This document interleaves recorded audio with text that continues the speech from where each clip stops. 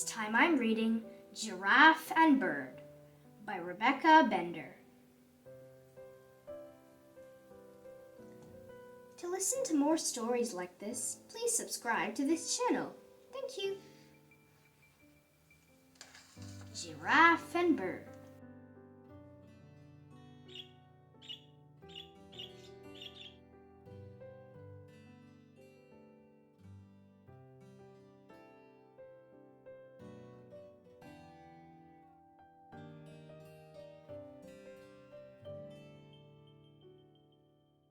It's true that getting along can be difficult.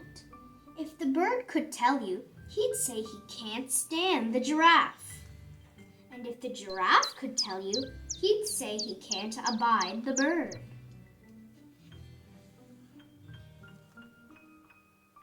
The bird, you see, makes funny faces at the giraffe.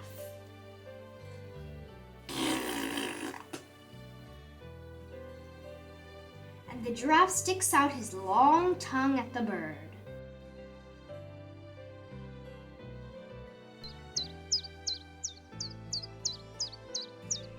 This makes the bird twitter in the giraffe's ear. Tweet, tweet, tweet. That makes the giraffe invade the bird's personal space.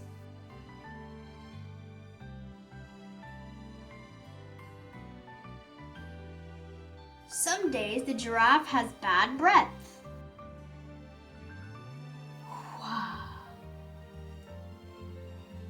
Other days, the bird eats too many berries, which are high in fiber.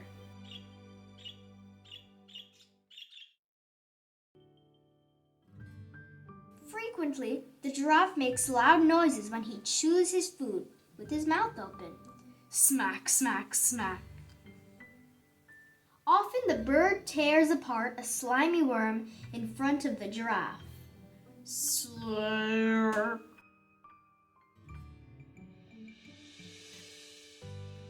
Sometimes the bird prunes his feathers just above the giraffe's head. Sniffle, sniffle. That makes the giraffe sneeze. Every time the giraffe lets out a sneeze, the bird is blown right off the telephone wire. Achoo! Flap, flap, flap. And every time the bird is blown off the telephone wire, he flies up to perch right on the giraffe's horns.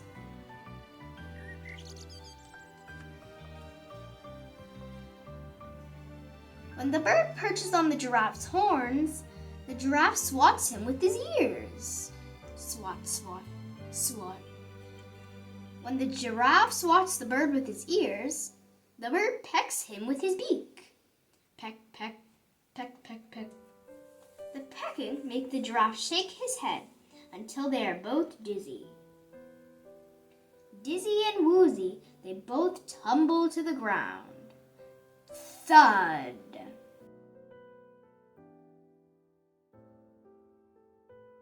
One day, the giraffe loses his patience and shouts at the bird. Scram, bird! The bird gets fed up and shouts back at the giraffe. Get lost, giraffe. So they do. That night, there's a seriously scary storm. All the telephone poles crash to the ground. The giraffe wishes he could hide his eyes under the bird's feathers so he wouldn't see the lightning. The bird wishes he could hide under the giraffe's ears so he wouldn't hear the thunder. Crack, boom, bang. The next morning, the bird feels glum. He has nowhere to sit and no one to pick and peck. The giraffe feels lonely. There's no one around to pester and perturb him. With no one around to pester him, the giraffe has time to think. The funny thing is that all the giraffe can think about is the bird. What can he do to bring the bird back?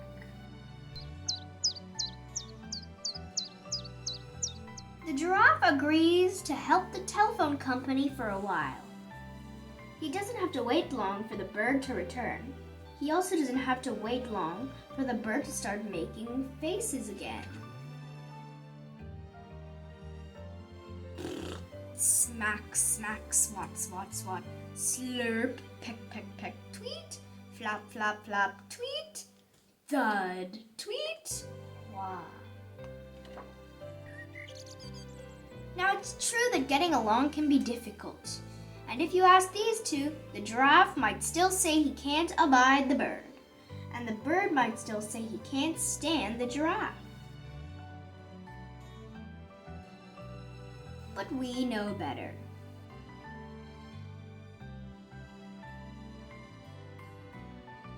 The end.